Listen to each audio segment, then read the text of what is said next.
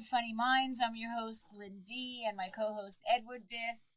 And today's a great day. We have a really nice person that we're going to introduce to you. Eddie, you're going to introduce him now? No, Who's he's not. This person that's sitting in between us? He's not nice at all. He's not a nice person.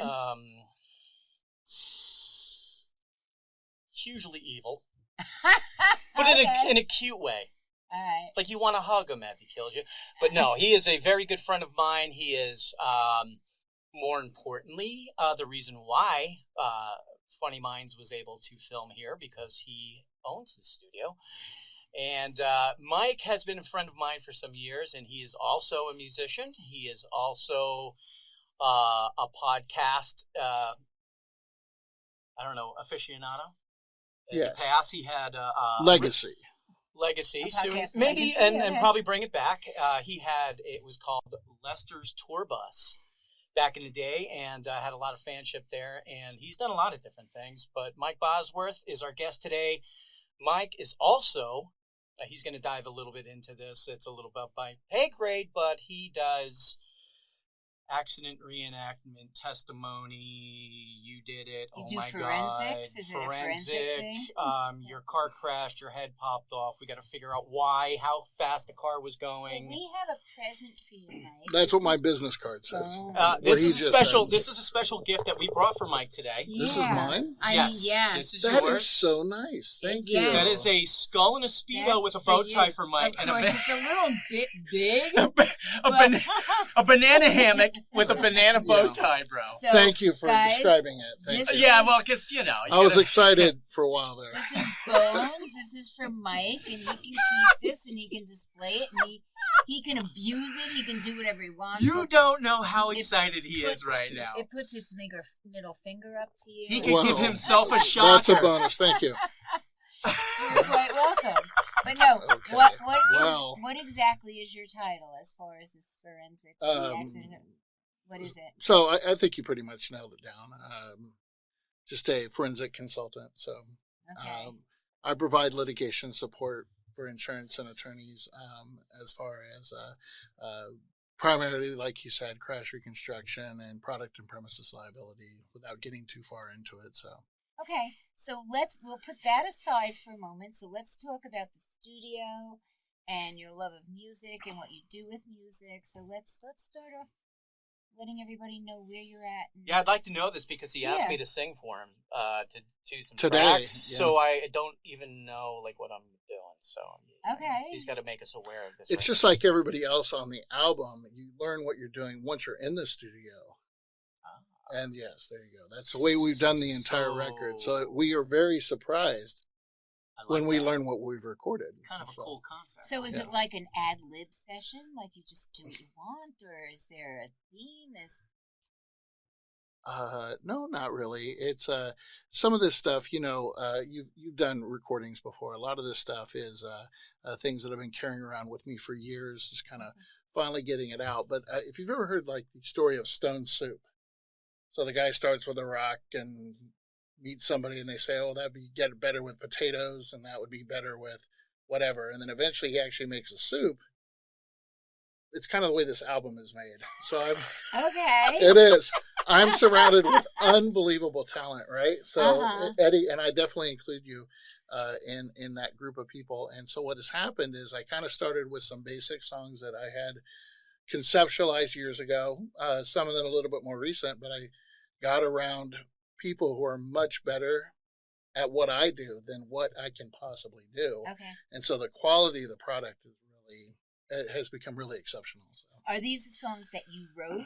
All the songs are that I wrote. We did do a cover of the song "Time" by Alan Parsons. There's a story behind that. It was somebody, that's a good one. Somebody that I grew up with. He was killed off of the. It was a military incident that occurred, but I actually heard about it in the news. I knew for years that it had actually occurred. But I did not know that my friend was on one of these two aircraft that had crashed near San Diego. Was it like a military exercise? It was a military exercise. That's correct. Wow. So, but I remember the last time that I saw them, we had left Washington State. I'm born near Seattle, and then was raised in Spokane. The But before we left God, there, that answers a lot of questions. yeah. Okay. So I was 15 when we left in 1984. So let's know exactly how old I am. But I talked to my friend before I knew that he, obviously he had joined the military. He's born the same year as me. But that song, Time by Alan Parsons, had played, and he said something about it being ironic. And so when I found out that he had passed away, and when I kind of endeavored to complete this record, I wanted to include that song. So it's the only cover song that I've ever included in anything. So okay. Well, that's interesting. Well, Yes, hey, listen. I mean, obviously, that's an amazing tune. It's a harsh way to have to remember the song, but it obviously makes sense. And I did something similar on an album I did with Jeff Thal to my brother, who I lost years back. So it's good to when you have a creative outlet like that to remember somebody by doing that. Well, I didn't mean to depress the no, not depressing it at all. Answering the question, but yeah. But it's actually inspired. The whole musical thing is you take inspiration, whether it be that type of story or a love story or whatever that happens to you or you experience in your life, and you write it down, and then you want to lay it out there. And it's kind of a cool, like when it all comes together, like there's, like everybody else that's been in music or loves music, you have things that go on in your head. And then from head to laying it out and hearing it with a band winds up being a whole different animal. Well, it does. And you can play the music and sing the song, and they don't baker at you for that. See, if I said everything in my album, just said it, then they would come wrap me up and take me away. But if I sing it, it's okay. Don't you think that all music is inspirational, depending on whatever the inspiration is in that person's mind? I'm going to date myself. I think it used to be. I think it's more mechanical now than it used to be. I kind of go with the Rush line when he says, making modern music can still be open-hearted. It's really a question of your honesty. Okay. I would say that that's true. Okay. And so a lot of music is made for the sake of making money, or people that are kind of following a formula to be at least, recognizable in the industry, but it doesn't have the same type of inspiration that it has had all the way up to 15 seconds ago. So you're saying that a lot of musicians aren't writing their own music anymore? Or they're saying they're writing it and they're not really writing it, or? No, I think that there are musicians out there who are creating fantastic and really, really good music, but those aren't the ones that are on that are getting the 10 million views on YouTube and that sort of thing. Okay. Well, you deal with the aspect of the music industry, or any industry with the arts, as the people who really put out an honest effort of music, and then the ones who are packaged up and shoved up your butt by a company or by whatever the label or whatever. It's a nice little packaged item that they're now going to brand and sell, as opposed to four guys that met 20 years ago and played in a garage and started from scratch and didn't have equipment and didn't scrape to get a gig. And then you have other people that are like, oh, well, you're this, and this. Let's package you up. You're gorgeous. You're a big name. Whatever. We're going to sell you, and we're going to stick you in the Super Bowl. We're going to stick you on the Emmys. We're going to stick you everywhere, and we're going to make tons of money off you. Well, remember I told you many years ago when you went out to California, and you were going to go out there and you were going to be a rock star. And I said, the music business is a dirty business. I don't know what you expect out of it, but good luck to you. Have fun, enjoy yourself, and yeah. But I knew that one day I would wind up in Tampa with Mike. Yes, and it was like a very well thought out long plan that I had. You talk about a 5-year plan. I had like a 25-year plan. What a long strange. He didn't know about it. He had no idea at that point. Probably not till just now. Not till even just now. Oh, that's right. Okay. He never thought there would be a day he'd be on a podcast with me in front of a jar of dicks. And bones. And a bones with a banana hammock. Boner Bones. Boner Bones. Mike Boner Bones Boswick. That's what so you sorry. are. No, it's Bosworth. This one's going to come up in John court. Wick. Mr. Bosworth, is this you in this video? Nope. Nope. You can't prove that. This is all like creative editing. The attorney will be like, there can't be two people that ugly.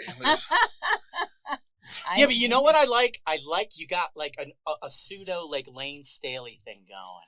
Got the nose. Which it's inspired my Alice in Chains rebirth out there. Yes. So I dig it. I dig it. We were playing Alice in Chains song, and she's like, all right, we got to get started. Stop it. Stop that. Like, we were right in the middle of let's go, the guys. rooster, Get in and she here. came out and cracked the whip on us. Totally, we were mentally we were in front of about 30,000 people. We were until it got to the hard part of the vocals. Thank God she until came we out. Until royally we screwed up the harmonies, and then Yeah. that was it. I mean, she actually saved us in a sense. But can I tell you about the project just a little bit? Yes, Yes. please. So Since I'm on it. So the idea is because, like, if you talk about the music industry with anybody, I think that the general narrative is that there's no money in it. It's kind of a dead end, and I think there's a certain amount of truth to that. However, the project is concerning itself with I'm not saying that it's necessarily good or bad music, but I believe that the golden era of music, and a lot of people disagree with this, was 1975 to 1995. I mean, we're literally going from Toys in the Attic from Aerosmith to Slipknot to Korn. Like everything gangster rap. So you're going from Run DMC to Death Row Records, Snoop Dogg, and then ultimately Mystical and like Master P and that sort of thing. But all of this music, the most incredible 2 decades ever, 1975 to 1995. And so what the idea of creating this album is, it's all within that type of music that you would expect to have found from that era. That's why the band is called Gen Existential. And so Gen Existentials, the album will be released under that name, but it doesn't, Gen Existential is not just a group of people that are producing music from that era.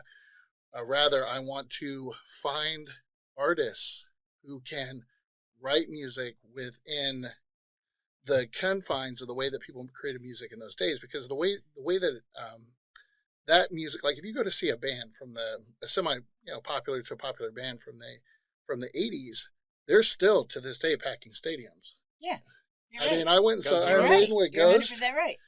And I mean, you're paying $600 a ticket, and you're lucky if you can get a hold of one. It's because the way that I see it, society is still extremely interested for those bands and music from that era. But if you turn on the radio and you're listening to music from that era, you're going to hear the same old songs over and over and over again. So what I want to do is kind of get everybody into that mindset to stop all the studio over processing of music. People that actually learn to play their music, the recording is allowed to have a certain amount of errors. It's allowed to have a certain amount of character, that you're not feeding this perfectly coordinated sound that you hear for a moment and you say, well, that's kind of interesting, and then you forget about. So hopefully, so like a giant jam session type of thing. No, just a little bit more raw as opposed to overproduced. Well, even in the 80s, you would have overproduced music. You were talking about Guns N' Roses, but it wasn't perfectly produced. It wasn't this perfectly produced digital. And so the way that music is nowadays, the way that I see it, is they suck all of the life out of it. It's like it's exactly what you expect it to be, and I do mean exactly what you expect it to be. Well, a lot of times a person doesn't have the greatest voice, but yet you put them in front of somebody with all of these boards and this, that, and they sound like $1 million. And I don't agree with that. I don't agree with it either. Because if something happened and the lights go out and all of a sudden you hear that voice, it's not going to be what you just Milli Vanilli syndrome. Yeah. Well, but also I feel that it also suppresses true talent. For example, to this day, who is one of the most famous vocalists ever? Freddie Mercury. Yeah. Freddie Mercury's been dead for 30 years, over 30 years. Yet he is still making an impression on contemporary culture. Absolutely. Simply because he was genuinely good. And so if you have everybody creating bullshit, not only is everybody now listening to bullshit, but you start to hide and obscure those people with true talent, which is unfortunate. It is. But even Eddie Mercury, they tried to keep him down too, and he wasn't having it. And I really. Did you say Eddie Mercury? She did, Eddie, but it's okay. Freddie Mercury, yeah. I was just talking about It was Eddie his brother. Mercury. Well, she was looking Freddie at Mercury. me, and No. He's the Like, same. He just didn't have a mustache. They really wanted to keep him at bay too, and he was just not going to have any part of it. He was going to do his music the way he wanted to do it, or don't do music with you at all. Well, the movie You know? brought that to light, and also created a whole revival of fanship. Like I said earlier in the other broadcast, that you because of the movie, next thing you know, you had a bunch of 5 and 6 year olds at the House of Blues singing every song You know? because of the movie. Right. Yeah. Exactly. So Well, it we was actually just had a dumb luck. studio that we are the studio engineers here right now, but I coach softball and I brought half of my kids. They were here at the studio. They wanted to see it, and he started to play Bohemian Rhapsody. Mm-hmm.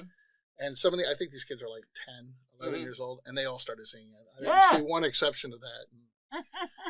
But that song is special. I mean, obviously a lot of their music is special, but Freddie was, not just as a performer, a writer, a vocalist, but creative. There was definitely a genius in there with his lyrics and, and how he got what he was talking about. Listen to all the words of all the songs that he created. And he truly was passionate about it, and it showed. And he, right place, right time. I mean, we got with the right guys and the right situation, and that basically is what Mike has right now. James and I. So That's true. Genius. I've surrounded myself. True genius, like Freddie Mercury. I've learned, and I have learned, to surround yourself with winners. Period. You surround yourself with people who are pushing forward and they're willing to do the work. And it has more than anything that I've done in my life. Instead of trying to revive failed people or try to pull something out of somebody that I believe that they could do, I read something on Facebook that said something that when you try to articulate somebody's potential and you try to kind of bring the potential out of them, you're not really seeing them improve in the future. Is that you're imagining what you would do if you were in their position. And so that type of whatever it is in us that pushes us forward to become somebody and to create something, that cannot be fabricated. You cannot inspire others that are uninspired to start with, so to speak. So instead, I look for people who are, it doesn't even matter what they do. If you have the power to move something forward, then it really just what it is that you actually move forward doesn't have to do with the mechanisms that are necessary to be that kind of person, but rather just shifting their interest in whatever you're interested in. Right. I agree with you. Does that make sense? Yeah. No, it does. No, it does. Make a lot of sense. And you'll notice, there's a lot of books written about it, but you notice, my experience working in, I'm not going to mention the name, but a country club where Spago. you have Spago. Spago. Club Med. But they have a lot of well-to-do, wealthy, successful folks, some famous. But when you are around that, for whatever reason, whether you're working with them or hanging out with them or whatever, you could see the dynamic on how they live their life and who they surround themselves with and how they interact. Right. And it's completely different than the average Joe. Yeah. In many respects. It's hard to explain. It's something you almost got to experience.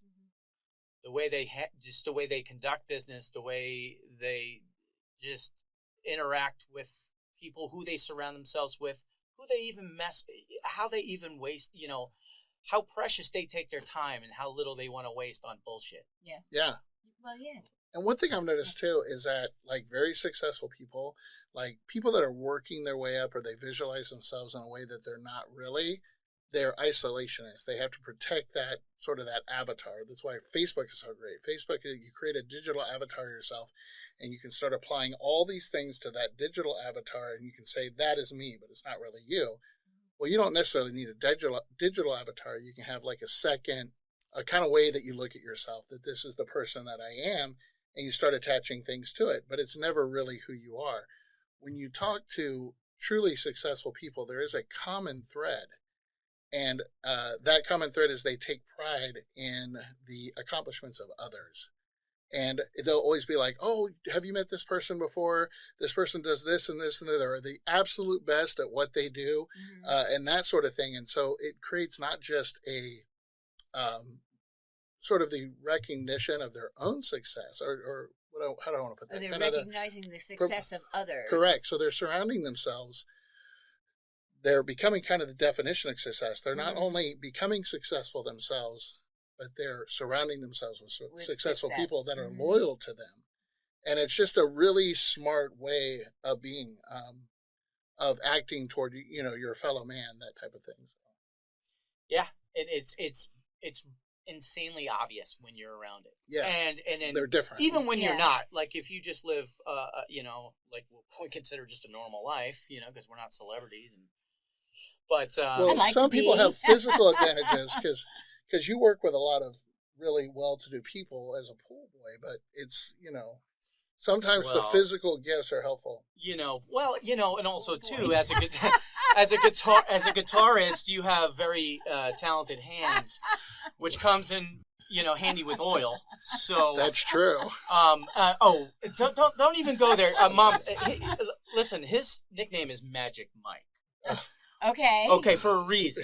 Right. Okay. The movie was nothing, and she's a big Channing Tatum fan. Really? Oh, Who isn't? I love him. Like, if that was his little candy penises, she would liquefy it and chug it.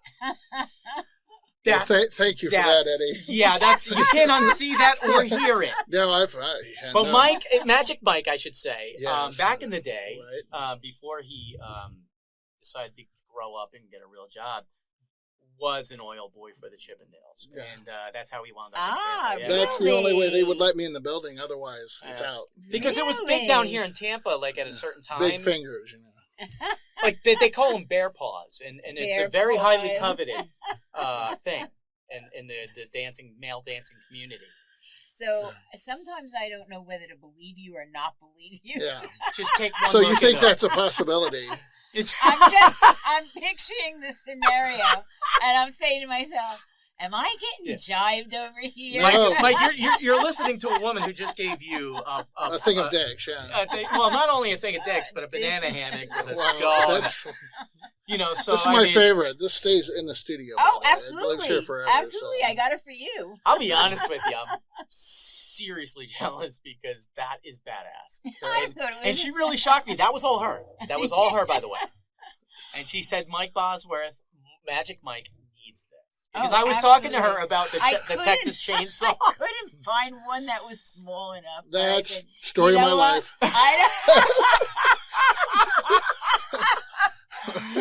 He had a giant. I'm not touching that with a 10-foot. Yeah, with your own chin, right? No, he had a giant Texas Chainsaw Massacre statue in this studio. Oh, really? Life size. Yeah. So we'd come in with the lights out, turn the lights on, and shit in our pants. And it took years. Like, we could never get used to this fucking... No. So finally, he got rid of it and brought it home. Well, it's at the house. It stares out... I have now a I two-story house. It stares out of a two-story window toward the sidewalks. Every once in a while, I see kids walking by, and they're like, what the...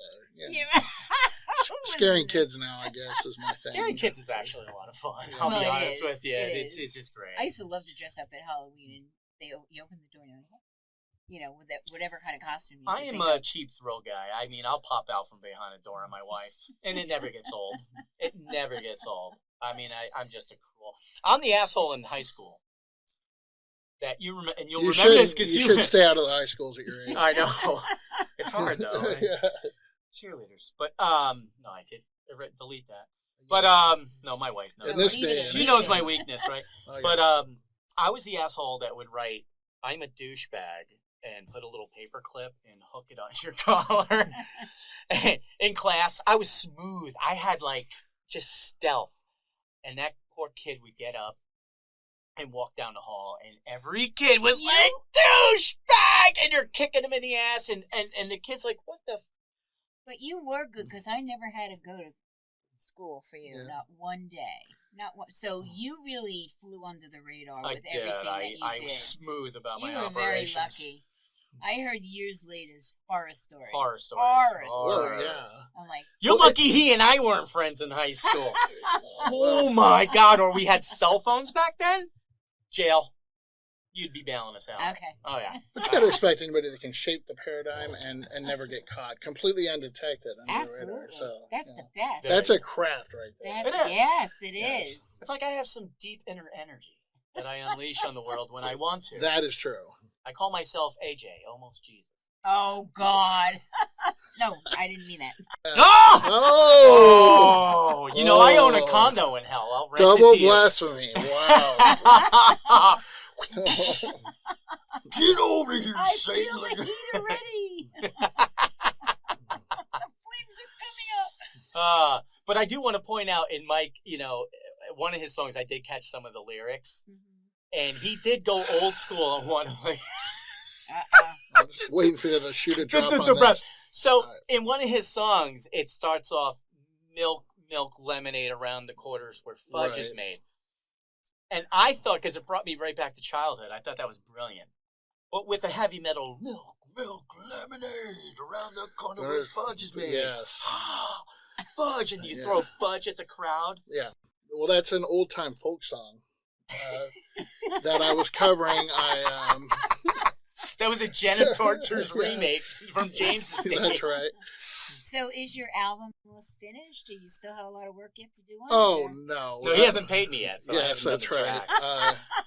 It's getting there. Let's put it that way. Okay. So, Well, how many songs total? I think there's 13 total, 11 on the regular album, and then we have 2 supplemental tracks. And how many do you have so far? All of them are done. Okay. So we're just going through the process of refinement, adding Vocals, parts, and- listening to certain parts of the song, and then saying I need to hire somebody that can actually do it, bringing them in, recording them, and then that's Okay. And then buying them pizza. then buying them pizza. Oh, pizza. Yeah, we're going to have Yes. pizza. That's We're right. going to have pizza in a few minutes. We're It's going to be endorse them yummy. too. Pizzeria Familia Yeah. near the studio. Rock stars. Very the good. best. Right around the corner from us. We're going to have them on. And then in just our show us all their second secrets. segment, Mike is going to tell us all about his forensic work and what he has to do. Yes. I'd rather and- tell the oil boy work. Oh, no. This No, is- no. I We're was gonna- holding up a police officer and realized there was no dance that evening. No. We're going to get And he into didn't it. stop me. We're going to which get was into interesting. his EMT days. I was an Go- EMT. going an into EMT, that. Going into that. All of yes. this is going to be depressing topics. No, it's actually very interesting. No, it's Hey, very listen, if we could listen interesting. to Tim talk about touching healing, you could talk about anything. Yes. Because then you have to imagine Tim actually putting his hands on you. Yeah. And that right there is a rough Some episode. people might like Yeah. that. Well, You never know. From Tim. Yeah, Tim you drives know. me crazy. Only for one thing. I've never seen anybody eat like that guy. Yeah. And look how he does. And not He'll rip off his shirt. It's like freaking Ned Flanders on The Simpsons. All cut Like, and like did you? ripped out. He doesn't work out. He freaking. We'll go after you guys Mike's do like, the did show. you Photoshop your Did you body? really? What the Yeah. hell is that? You got to look really close. Is this for real? And he's like, oh, let me get a couple of those Creepy's extra blueberry compote. I can literally hear myself getting fatter watching We him. would go Watching out after these. every show, and Tim would have 95 strips of bacon, 17 eggs, butterscotch pancakes, a vat His metabolism of coffee. is criminal. Yeah. Wow. No, but he starts a vat of coffee in the morning to 3 in the I don't know how he's even alive. Yeah, But I don't know how you can consume But that a much coffee. great guy, great metabolism. But for someone like me, I mean, it's like, geez, it's so unfair. Life is not fair. Aw. No, life I is know definitely not life has fair. never been It's- fair well, to anybody. But it's supposed to be. So I need to. I don't know. How do I, don't change know. that? You have to address it in a Yeah. certain way. I don't know. I was thinking maybe we could just do an Arizona trip, eat some peyote, and hang out in a teepee for about a week. That sounds They, good to and me. they had those sweat teepees. And we'll that, just you live know. on tacos and cactus juice and shit. Tacos and cactus juice and a sweat teepee. Yeah, Yep, that's it. yep. And then you'll be fine. Hell yeah. Well, I'm going to have to say goodbye for this segment. We're going to see you on our next episode. And I'd like to thank all of our fans for being with us today. We really appreciate your time and your loyalty and supporting us and help support our organizations. And that is breast cancer and St. Jude's Children's Hospital. Catch us on funnyminds.com or listen to all our episodes as they start to launch on funnyminds.podbean.com. And thank you so much for being here. And thank you, Mr. Mike, for Bosworth. being on this episode. And thank you, Bones. He likes you, so we'll keep you around for the Boner. next episode. And he gets to keep you. Yay, thank you. Bye. Bye.